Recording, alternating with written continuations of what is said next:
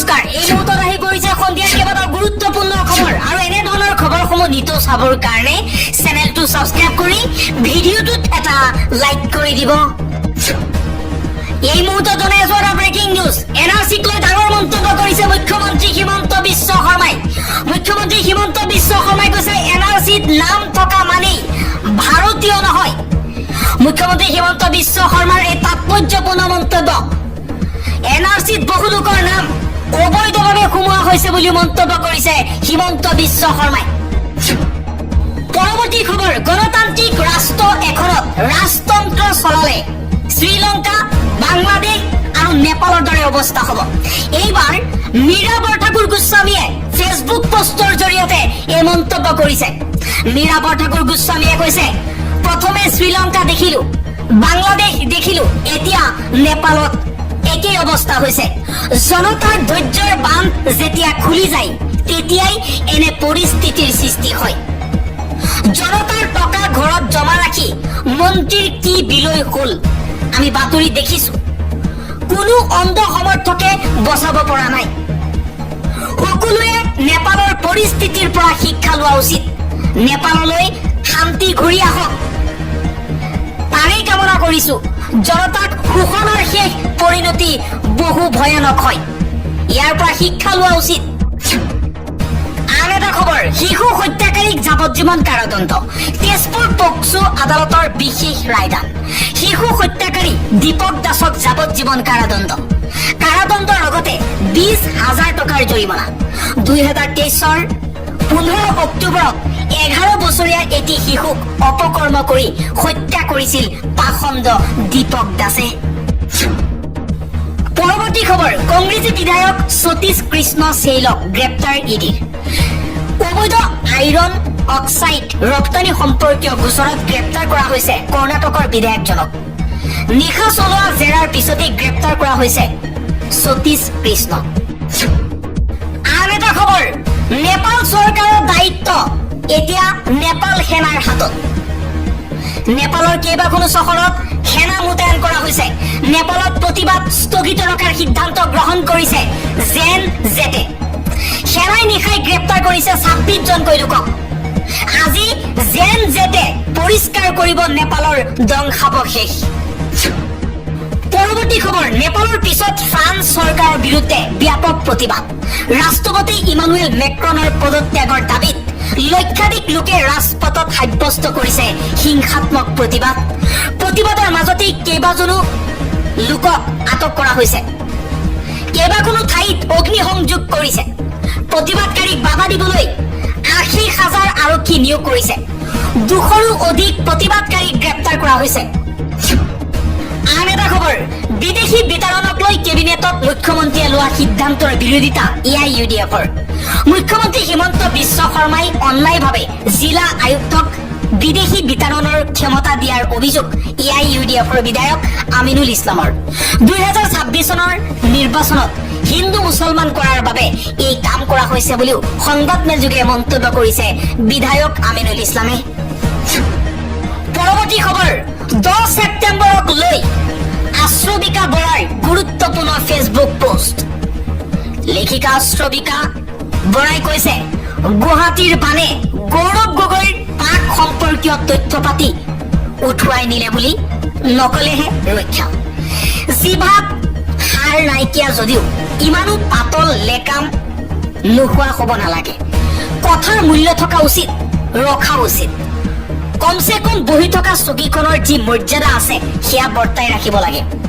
চেলিপো হ'ব নালাগে। মুখ্যমন্ত্ৰী হিমন্ত বিশ্ব শৰ্মাৰ নাম নোলোৱাকৈ এই মন্তব্য কৰিছে আশ্ৰবিকা বৰাই। পৰৱৰ্তী খবৰ, গুৱাহাটীৰ ৰাজীৱ ভৱনত অনুষ্ঠিত হৈছে বিশাল যোগদান কাৰ্যসূচী। এই কাৰ্যসূচীত যোগ দিবলৈ দিল্লীৰ পৰা বৰঝাৰ বিমানবন্দৰত উপস্থিত হৈছে প্ৰদেশ কংগ্ৰেছৰ সভাপতি গৌৰৱ গগৈ আৰু লগতে কংগ্ৰেছত নতুনকৈ যোগদান কৰা অগপ বিজেপিৰ নেতাসকলো একেলগেই বৰঝাৰ বিমানবন্দৰত উপস্থিত হৈছে। হাজাৰ হাজাৰ কংগ্ৰেছৰ সমৰ্থকে আদৰণি জনাইছে গৌৰৱ গগৈক। দলটোৰ জ্যেষ্ঠ নেতাসকলক আৰু দলটোত নতুনকৈ যোগদান কৰা 3গৰাকী প্ৰাক্তন বিধায়ক ক্ৰমে সত্যব্ৰত কলিতা দেৱ, মানসিং ৰংপি দেৱ, বিনন্দ কুমাৰ শইকীয়াক হাজাৰ হাজাৰ সমৰ্থকে উষ্ম আদৰণি জনাইছে। 2026 চনৰ নিৰ্বাচনৰ পূৰ্বেই ইয়া ট্ৰেইলাৰ হোৱা বুলিও সমৰ্থকে আনন্দ কৰা পৰিলক্ষিত হৈছে। আন এটা খবৰ, ফেচবুকৰ পৰা ৰিমুভ দিগন্ত কলিতাৰ ফেচবুক পোষ্ট। দিগন্ত কলিতাই ৰিমুভ কৰিলে গৌৰৱ গগৈৰ পাকিস্তান ভ্ৰমণৰ সবিশেষ।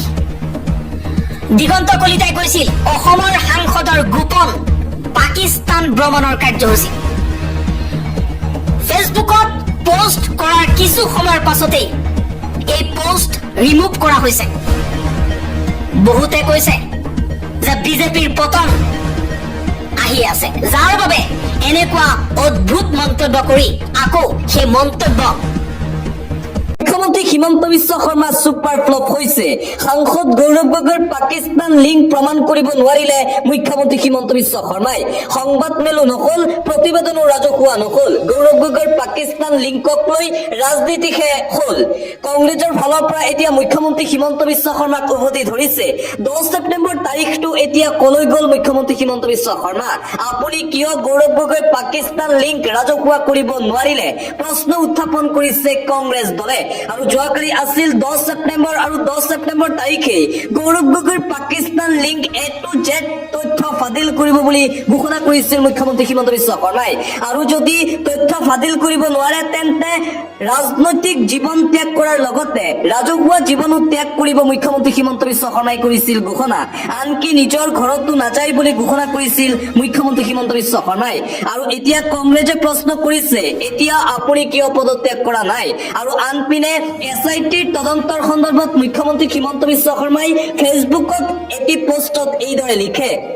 2025 চনৰ 17 ফেব্ৰুৱাৰীত অসম কেবিনেটে আলী তৌকিৰ শ্বেখ নামৰ এজন পাকিস্তানী নাগৰিক আৰু তেওঁৰ সহযোগীসকলৰ ভাৰত বিৰোধী কাৰ্যকলাপৰ তদন্তৰ বাবে এক বিশেষ তদন্তকাৰী গোট গঠন কৰে। এই তদন্তৰ সময়ত SITয়ে আশ্চৰ্যকৰ তথ্য উদ্ঘাটন কৰিছে, যি আমাৰ ৰাষ্ট্ৰৰ সাৰ্বভৌমত্বক দুৰ্বল কৰাৰ উদ্দেশ্য এক বৃহত্তৰ ষড়যন্ত্ৰৰ দিশটোক আঙুলিয়াই দিছে। SITয়ে আলী তৌকিৰ শ্বেখৰ বৃহত্তৰ ভাৰত বিৰোধী কাৰ্যকলাপত ভাৰতৰ এগৰাকী সাংসদৰ সৈতে বিবাহ পাশত আবদ্ধ হোৱা ব্ৰিটিছ নাগৰিক জড়িত থকাৰ কথাও প্ৰমাণ কৰিছে। তদুপৰি পাকিস্তান চৰকাৰৰ গৃহ মন্ত্ৰালয়ে কেনেদৰে অসমৰ এজন মাননীয় সাংসদক তেওঁলোকৰ দেশলৈ ভ্ৰমণৰ সুবিধা প্ৰদান কৰিছিল সেই বিষয়ে অনুসন্ধানত আলোকপাত কৰা হৈছে। অসম চৰকাৰে এতিয়া SITৰ প্ৰতিবেদন বিতংভাৱে পৰীক্ষা কৰি অসম কেবিনেটৰ সন্মুখত দাখিল কৰিব। বিষয়টো কেবিনেটত আলোচনা হোৱাৰ পাছত তদন্তৰ সময়ত সংগ্ৰহ কৰা তথ্য ৰাজহুৱা কৰা হ'ব।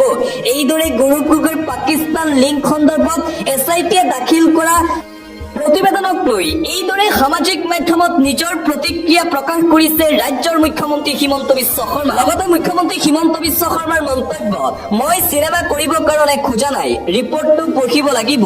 আপোনালোকে চিনেমা এখনৰ অপেক্ষা কৰি আছে, মই তেনেকুৱা চিনেমা কৰিব খোজা নাই। চৰকাৰে সূক্ষ্মভাৱে ৰিপৰ্টটো পঢ়ি যি ব্যৱস্থা ল'ব লাগে সেই ব্যৱস্থা ল'ব। আপোনালোকে ভাবিছে প্ৰতিবেদন দিব, মুখ্যমন্ত্ৰীয়ে সংবাদমেল পাতি চিনেমা এখন কৰিব। আপোনালোকে ৰাতি টিভিত ডিবেট কৰিব, টক শ্ব' পাতিব। চৰকাৰ এখন তেনেকৈ নচলে, চৰকাৰ এখন গাম্ভীৰ্যতাৰে চলে। এইটো বহুত ডাঙৰ গোচৰ, তাক আমি এটা আকাংক্ষিত পৰ্যায়লৈ যাতে লৈ যাব পাৰো সেই প্ৰক্ৰিয়াৰে আগবাঢ়ি যাম। সাংবাদিকক প্ৰতিবেদন দি টক শ্ব' পাতিবলৈ দিয়াৰ পৰিৱেশ এটাৰ বাবে আমি তদন্ত কৰা নাই। এইটো এটা বহুত চিৰিয়াছ তদন্ত, দেশৰ সাৰ্বভৌমত্ব আৰু ৰাষ্ট্ৰীয় সুৰক্ষাৰ লগত জড়িত তদন্ত। ৰিপৰ্টটো আমি ভালদৰে পঢ়িম আৰু ৰিপৰ্টটো পঢ়াৰ পিছতহে আমি সিদ্ধান্ত ল'ব পাৰিম। ৰিপৰ্টটো ভালদৰে পঢ়াৰ পিছত আমি ক'ব পাৰিম সাংসদ গৌৰৱ গগৈৰ বিৰুদ্ধে কি ব্যৱস্থা ল'ব পাৰি। আৰু যদি বিষয়টো অধিক চিৰিয়াছ হয় তেন্তে আমি কেন্দ্ৰীয় চৰকাৰকো জনাম। এইদৰে গৌৰৱ গগৈৰ পাকিস্তান লিংকৰ যি SITৰ তদন্ত আছে সেই তদন্তক লৈ প্ৰতিক্ৰিয়া প্ৰকাশ কৰে মুখ্যমন্ত্ৰীয়ে। আনফালে কংগ্ৰেছৰ অভিযোগ, মুখ্যমন্ত্ৰী হিমন্ত বিশ্ব শৰ্মাই নিজেই আনিছিল অভিযোগ গৌৰৱৰ বিৰুদ্ধে। গতিকে মুখ্যমন্ত্ৰী হিমন্ত বিশ্ব শৰ্মাই এতিয়া কিয় কথা সলনি কৰিছে? তথ্য প্ৰমাণ ফাদিল কৰাৰ বাবে 10 ছেপ্টেম্বৰ দিনটো বাছি লৈছিল মুখ্যমন্ত্ৰীয়ে। পিছে 10 ছেপ্টেম্বৰত নুফুটিল মুখ্যমন্ত্ৰীৰ হাতত থকা সুসজ্জিত গৌৰৱৰ পাকিস্তান বোমা। সাধাৰণ ৰাইজৰ হাঁহিয়াতৰ পাত্ৰ হ'ল ৰাজ্যৰ মুখ্যমন্ত্ৰী হিমন্ত বিশ্ব শৰ্মা। মুখ্যমন্ত্ৰীক লৈ এতিয়া হাঁহিছে সমগ্ৰ অসমবাসীয়ে। নিজেই নিজক মিছলীয়া সজালে নেকি মুখ্যমন্ত্ৰী হিমন্ত বিশ্ব শৰ্মাই? মিথ্যাচাৰত পৰিণত ডক্টৰ হিমন্ত বিশ্ব শৰ্মাৰ প্ৰতিটো প্ৰতিশ্ৰুতি ফুটুকাৰ ফেনত পৰিণত অধিক লম্ফজম্ফ মুখ্যমন্ত্ৰীৰ। গৌৰৱ গগৈৰ পাকিস্তান সংযোগৰ SITৰ প্ৰতিবেদন ৰাজহুৱা কৰিবই নোৱাৰিলে মুখ্যমন্ত্ৰী হিমন্ত বিশ্ব শৰ্মাই। 10 ছেপ্টেম্বৰত গৌৰৱৰ পাকিস্তান লিংক সকলো ফাদিল কৰিব বুলি ঘোষণা কৰিছিল মুখ্যমন্ত্ৰীয়ে। মুখ্যমন্ত্ৰী হিমন্ত বিশ্ব শৰ্মাৰ সেই প্ৰতিশ্ৰুতি এতিয়া ক'ত গ'ল? এতিয়া মুখ্যমন্ত্ৰী হিমন্ত বিশ্ব শৰ্মাক লৈ সমগ্ৰ অসমবাসীয়ে হাঁহিছে। মুখ্যমন্ত্ৰী হিমন্ত বিশ্ব শৰ্মাই কিয় এটা তথ্যও দিব পৰা নাই গৌৰৱ গগৈৰ বিৰুদ্ধে? এফালে মুখ্যমন্ত্ৰী হিমন্ত বিশ্ব শৰ্মাই গৌৰৱ গগৈৰ পাকিস্তান লিংকক লৈ ব্যস্ত আছে আৰু আনফালে গৌৰৱ গগৈ ৰাজীৱ ভৱনত কৰিছে বিহু নাচ। কিন্তু তথাপিও মুখ্যমন্ত্ৰী হিমন্ত বিশ্ব শৰ্মাই কৈছে যে এতিয়া ৰাজহুৱা নহয় SITৰ তদন্ত। SITৰ যি তদন্ত আছে সেয়া তন্নতন্নকৈ পঢ়াৰ পিছতহে মুখ্যমন্ত্ৰীয়ে ক'ব পাৰিব গৌৰৱ গগৈৰ বিৰুদ্ধে কি ব্যৱস্থা গ্ৰহণ কৰিব। যদি মেটাৰটো বেছি চিৰিয়াছ হয় তেন্তে কেন্দ্ৰীয় চৰকাৰক অৱগত কৰিব মুখ্যমন্ত্ৰী হিমন্ত বিশ্ব শৰ্মাই। মুঠতে মুখ্যমন্ত্ৰী হিমন্ত বিশ্ব শৰ্মাই যোৱা 3-4 মাহ আগত যি ঘোষণা কৰিছিল 10 ছেপ্টেম্বৰ তাৰিখে হয় গৌৰৱ গগৈ জেললৈ যাব লাগিব, নহ'লে মুখ্যমন্ত্ৰী হিমন্ত বিশ্ব শৰ্মাই পদত্যাগ কৰিব। কিন্তু সেই তেনেকুৱা দৃশ্য দেখিবলৈ পোৱা নগ'ল। যোৱাকালি মুখ্যমন্ত্ৰী হিমন্ত বিশ্ব শৰ্মাই গৌৰৱ গগৈৰ পাকিস্তান লিংক বাতিল কৰিব নোৱাৰিলে বুলি অভিযোগ কৰিছে কংগ্ৰেছ দলে। আন এটা গুৰুত্বপূৰ্ণ খবৰ, মুখ্যমন্ত্ৰী হিমন্ত বিশ্ব শৰ্মাৰ বিৰুদ্ধে পুনৰবাৰ সৰব হৈ পৰিছে গৌৰৱ গগৈ। আমি পূৰ্বে কৈছিলো 10 ছেপ্টেম্বৰ ফ্লপ হ'ব, আমাৰ হিট হৈছে, তেওঁলোকৰটো ফ্লপ হৈছে। বক্স অফিচত ফ্লপ হৈছে 10 ছেপ্টেম্বৰ। মুখ্যমন্ত্ৰীয়ে ক'ত পদত্যাগ কৰিব? আগতেও বহুবাৰ পদত্যাগ কৰাৰ কথা কৈছিল মুখ্যমন্ত্ৰী হিমন্ত বিশ্ব শৰ্মাই। পাকিস্তান সংযোগৰ SITৰ প্ৰতিবেদনৰ সন্দৰ্ভত প্ৰদেশ কংগ্ৰেছৰ সভাপতি তথা যোৰহাটৰ সাংসদ গৌৰৱ গগৈৰ এই প্ৰতিক্ৰিয়া। মুখ্যমন্ত্ৰী হিমন্ত বিশ্ব শৰ্মাই কৈছিল যদি মোৰ বিৰুদ্ধে পাকিস্তান লিংক প্ৰমাণ কৰিব নোৱাৰে তেন্তে মুখ্যমন্ত্ৰীয়ে পদত্যাগ কৰিব মুখ্যমন্ত্ৰীৰ পদৰ পৰা। এতিয়া মুখ্যমন্ত্ৰী হিমন্ত বিশ্ব শৰ্মাই কিয় পদত্যাগ কৰা নাই প্ৰশ্ন কৰিছে গৌৰৱ গগৈয়ে। মুখ্যমন্ত্ৰী হিমন্ত বিশ্ব শৰ্মাৰ লাজ নাই, অসমবাসীৰ ওচৰতো ক্ষমা খোজা নাই মুখ্যমন্ত্ৰীয়ে। আৰু আনপিনে মুখ্যমন্ত্ৰীক উভতি ধৰিছে কংগ্ৰেছ নেতা ৰিপুন বৰা। মুখ্যমন্ত্ৰীক আমি চেলেঞ্জ দিছো, তুমি যে কৈছিলা মই মুখ্যমন্ত্ৰী পদ এৰিম, এতিয়া কি হ'ব? ঘৰলৈ নাযাওঁ বুলি কোৱাটো কি হ'ব? সেইটো এতিয়া কংগ্ৰেছে চাব। SITয়ে কি ৰিপৰ্ট দিয়ে দি থাকক, আমি সেই ৰিপৰ্ট পানীত উটুৱাই দিম। ৰাজীৱ ভৱনত কংগ্ৰেছৰ বৃহৎ যোগদান কাৰ্যসূচীত মুখ্যমন্ত্ৰী হিমন্ত বিশ্ব শৰ্মাৰ বিৰুদ্ধে এইদৰে মন্তব্য কৰিছে কংগ্ৰেছ নেতা ৰিপুন বৰা। মুঠতে মুখ্যমন্ত্ৰী আৰু বিজেপিৰ বিৰুদ্ধে এতিয়া আক্ৰমণাত্মক ৰূপত দেখিবলৈ পোৱা গৈছে কংগ্ৰেছ দলৰ শীৰ্ষ নেতাসকলক। আৰু আনপিনে কংগ্ৰেছ দলৰ বিধায়িকা নন্দিতা দাসৰ মন্তব্য, মুখ্যমন্ত্ৰীয়ে ট্ৰেইলাৰতে দেখুৱালে কিন্তু চিনেমাত দেখুৱাব নোৱাৰিলে। প্ৰযোজক পৰিচালক অভিনেতা হিচাপে ফ্লপ হ'ল মুখ্যমন্ত্ৰী হিমন্ত বিশ্ব শৰ্মা। সেয়েহে আমি আজি আগতীয়াকৈ দীপাৱলী উদযাপন কৰিম। অসমবাসীৰ ওচৰত ক্ষমা বিচাৰিব লাগে মুখ্যমন্ত্ৰী হিমন্ত বিশ্ব শৰ্মাই। যিহেতু গৌৰৱ গগৈৰ পাকিস্তান লিংক প্ৰমাণ কৰিব নোৱাৰিলে মুখ্যমন্ত্ৰী হিমন্ত বিশ্ব শৰ্মাই, আৰু ইয়াৰ বাবে মুখ্যমন্ত্ৰী হিমন্ত বিশ্ব শৰ্মাই সমগ্ৰ অসমবাসীৰ ওচৰত ক্ষমা খুজিব লাগে। আৰু আনপিনে কংগ্ৰেছ নেত্ৰী মীৰা বৰঠাকুৰৰ প্ৰতিক্ৰিয়া, বাকী আৰু ফাঁকিৰে চলি থাকে অসমৰ মুখ্যমন্ত্ৰী হিমন্ত বিশ্ব শৰ্মা। হিমন্ত বিশ্ব শৰ্মাই সদায় মিছা কথাকে প্ৰতিষ্ঠা কৰিবলৈ চেষ্টা কৰে। 10 ছেপ্টেম্বৰৰ দিনটো বছৰৰ সৰ্ববৃহৎ কৌতুক হ'ব বুলি আমি বাট চাই আছিলো, আৰু সেয়াই হ'ল মুখ্যমন্ত্ৰীক তীব্ৰ ভাষাৰে সমালোচনা কংগ্ৰেছ নেত্ৰী মীৰা বৰঠাকুৰৰ। মুখ্যমন্ত্ৰীয়ে মিছা কথাৰ জৰিয়তে চলি আছে, একমাত্ৰ মিছা কথা কোৱা মুখ্যমন্ত্ৰী হৈছে অসমৰ মুখ্যমন্ত্ৰী হিমন্ত বিশ্ব শৰ্মা। আৰু আনপিনে মুখ্যমন্ত্ৰীৰ বিৰুদ্ধে আক্ৰমণাত্মক ৰূপত কংগ্ৰেছৰ ধুবুৰীৰ সাংসদ ৰকিবুল হুছেইন। হিমন্ত বিশ্ব শৰ্মাই কংগ্ৰেছলৈ আহিব নোৱাৰে, কংগ্ৰেছলৈ আহিব বিচাৰিলেই আমি তলা বন্ধ কৰি দিম। হিমন্ত বিশ্ব শৰ্মাৰ বাহিৰে যিসকলে কংগ্ৰেছলৈ আহিব বিচাৰে আমি তেওঁলোকক আদৰি ল'ম কংগ্ৰেছ দলত। আৰু মুখ্যমন্ত্ৰী হিমন্ত বিশ্ব শৰ্মাই যদিও পৰাজয়ৰ ভয়ত কংগ্ৰেছত আহিব বিচাৰিলেও কংগ্ৰেছ দলে মুখ্যমন্ত্ৰী হিমন্ত বিশ্ব শৰ্মাক কংগ্ৰেছ দলত ঠাই নিদিয়ে ঘোষণা কৰিছে কংগ্ৰেছৰ ধুবুৰীৰ সাংসদ ৰকিবুল হুছেইনে। জনতা নেপালৰ সংসদ ভৱনত অগ্নি সংযোগ কৰিছে জনতাই।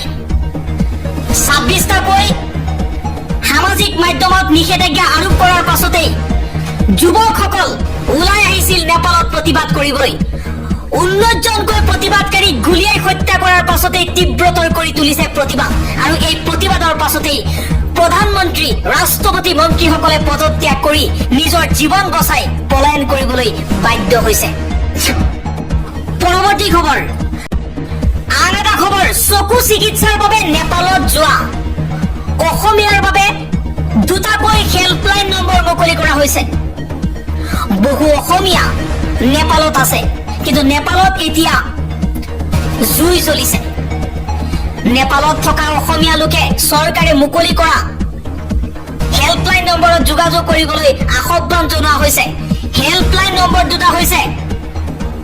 97798602881 আৰু এটা নম্বৰ 9779810326134 আন এটা খবৰ নেপালৰ প্ৰাক্তন প্ৰধানমন্ত্ৰী জলনাথ খনালৰ পত্নী ৰাজ্যলক্ষ্মী চিত্ৰকৰ মৃত্যু জীৱন্তে অগ্নিদগ্ধ হৈ জলনাথ খনালৰ পত্নীৰ মৃত্যু হৈছে প্ৰতিবাদকাৰীয়ে জ্বলাই দিছিল জলনাথ খনালৰ বাসগৃহ ঘৰৰ ভিতৰতেই আছিল ৰাজ্যলক্ষ্মী চিত্ৰকৰ আৰু তাতেই জীৱন্তে অগ্নিদগ্ধ হৈ মৃত্যু হোৱা বুলি জানিব পৰা গৈছে আন এটা খবৰ নিৰ্বাচনৰ পূৰ্বে মুখ্যমন্ত্ৰী হিমন্ত বিশ্ব শৰ্মাৰ টুপ আদিবাসী জাতিৰ প্ৰমাণ পত্ৰ সমস্যা সমাধানৰ ঘোষণা মুখ্যমন্ত্ৰী হিমন্ত বিশ্ব শৰ্মাৰ অসমৰ মুখ্যমন্ত্ৰী হিমন্ত বিশ্ব শৰ্মাই ঘোষণা কৰিছে যে ৰাজ্যৰ চাহ জনজাতি আৰু আদিবাসী সম্প্ৰদায়ৰ জাতিগত প্ৰমাণ পত্ৰৰ দীঘলীয়া সমস্যাটো অসম চাহ জনজাতি ছাত্ৰ সন্থা আৰু সদৌ আদিবাসী ছাত্ৰ সন্থাৰ সৈতে হোৱা আলোচনাৰ পিছত সমাধান কৰাৰ প্ৰস্তুতি প্ৰদান কৰিছে পৰৱৰ্তী খবৰ চৰকাৰী স্কুটিক লৈ মুখ্যমন্ত্ৰী হিমন্ত বিশ্ব শৰ্মাৰ ডাঙৰ ঘোষণা হায়াৰ ছেকেণ্ডাৰীত কিমান শতাংশ নম্বৰ লাভ কৰিলে লাভ কৰিব স্কুটি দিছপুৰ লোক সেৱা ভৱনত অনুষ্ঠিত কেবিনেট বৈঠকৰ অন্তত মুখ্যমন্ত্ৰী হিমন্ত বিশ্ব শৰ্মাই কৈছে যে এই বৰ্ষত উচ্চতৰ মাধ্যমিক চূড়ান্ত পৰীক্ষাত উত্তীৰ্ণ হোৱা শিক্ষাৰ্থীৰ বাবে ডাঙৰ ঘোষণা কৰিছে হিমন্ত বিশ্ব শৰ্মাই উচ্চতৰ মাধ্যমিক চূড়ান্ত পৰীক্ষাত 80% বা ততোধিক নম্বৰ লাভ কৰা ছাত্ৰীয়ে স্কুটি লাভ কৰিব বুলি কৈছে ইয়াৰ অধীনত 11,250 গৰাকী শিক্ষাৰ্থীয়ে লাভ কৰিব স্কুটি ইয়াৰে 6,860 গৰাকী ছাত্ৰী আৰু 4,390 গৰাকী ছাত্ৰ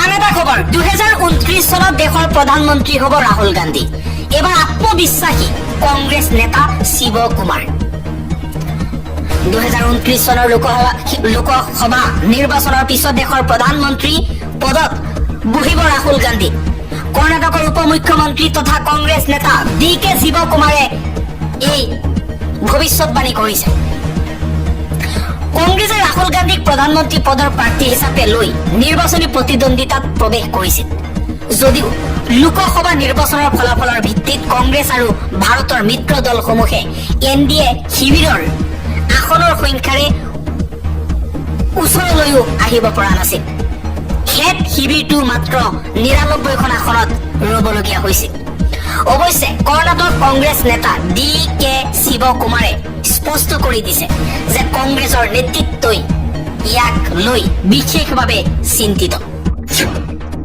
পৰৱৰ্তী খবৰ 28,000 কোটি টকাৰ চৰকাৰী চিকিউৰিটি নিলামৰ ঘোষণা RBIৰ ভাৰতৰ কেন্দ্ৰীয় চৰকাৰে 2025 চনৰ 12 ছেপ্টেম্বৰত মুঠ 28,000 কোটি টকাৰ দুটা চৰকাৰী তাৰিখ ভিত্তিক চিকিউৰিটি পুনৰ জাৰি কৰাৰ কথা ঘোষণা কৰিছে ভাৰতীয় ৰিজাৰ্ভ বেংকে মুম্বাইৰ কাৰ্যালয়ৰ পৰাই নিলাম প্ৰক্ৰিয়া চলাব বিত্ত মন্ত্ৰালয়ৰ এক আনুষ্ঠানিক অধিসূচনাত জনোৱা হৈছে যে চৰকাৰৰ অবিৰত ঋণ ব্যৱস্থাপনাৰ অংশ হিচাপে এই ধন সংগ্ৰহৰ কাম হাতত লোৱা হৈছে পৰৱৰ্তী খবৰ আজি অসমৰ ৰাজনীতিত হ'ব মহাবিস্ফোৰণ ৰাজ্যৰ ৰাজনীতিৰ দুই শীৰ্ষ নেতাৰ কেৰিয়াৰৰ চৰম প্ৰভাৱ পেলাব পৰা কৰাৰ এটা দিন হৈছে 10 ছেপ্টেম্বৰ। মুখ্যমন্ত্ৰী হিমন্ত বিশ্ব শৰ্মাই গৌৰৱ গগৈৰ বিৰুদ্ধে অনা বিস্ফোৰক অভিযোগ উপযুক্ত তথ্য পাতিৰে উদঙাই দিয়াৰ দিন। মাজত মাত্ৰ কেইঘণ্টামান বাকী আছে। কি স্থিতিত আছে মুখ্যমন্ত্ৰী আৰু গৌৰৱ গগৈ? মুখ্যমন্ত্ৰী হিমন্ত বিশ্ব শৰ্মাই গৌৰৱ গগৈৰ বিৰুদ্ধে বিস্তাৰিতভাৱে পাকিস্তানৰ লিংক সন্দৰ্ভত এটম বোমা বিস্ফোৰণ কৰিব বুলি জনাইছে। গৌৰৱ গগৈৰ পাকিস্তানৰ সৈতে থকা সকলো তথ্য পাতি 10 ছেপ্টেম্বৰ অৰ্থাৎ আজি মুখ্যমন্ত্ৰী ডক্টৰ হিমন্ত বিশ্ব শৰ্মাই ৰাজহুৱা কৰাৰ কথা। মুখ্যমন্ত্ৰী হিমন্ত বিশ্ব শৰ্মাই খুদ এই ৰাজনৈতিক চেলেঞ্জ মূৰ পাতি লৈছিল। গৌৰৱ গগৈয়েও দিছিল প্ৰত্যুত্তৰ। দুই নেতাৰ কথাৰ কটাকটি এতিয়া অৱসান পৰাৰ দিশে। গৌৰৱ গগৈৰ পাকিস্তান লিংকৰ তদন্ত কৰিবলৈ গঠন কৰা SIT-য়ে এতিয়ালৈকে প্ৰতিবেদন দাখিল কৰা নাই। মুখ্যমন্ত্ৰীয়ে নিজেই ঘোষণা কৰিছিল যে যদিহে 10 ছেপ্টেম্বৰ 2025 তেওঁ গৌৰৱ গগৈৰ পাকিস্তানৰ সৈতে থকা লিংক প্ৰমাণ কৰিব নোৱাৰে তেন্তে তেওঁ মুখ্যমন্ত্ৰীৰ পদবীয়ে নহয় ৰাজনীতিও ত্যাগ কৰিব। এনে স্থলত নিৰ্ধাৰিত সময়লৈ মাজত আৰু কেইটামান মুহূৰ্ত বাকী আছে। আজি সেই উৎকণ্ঠা অৱসান হ'ব।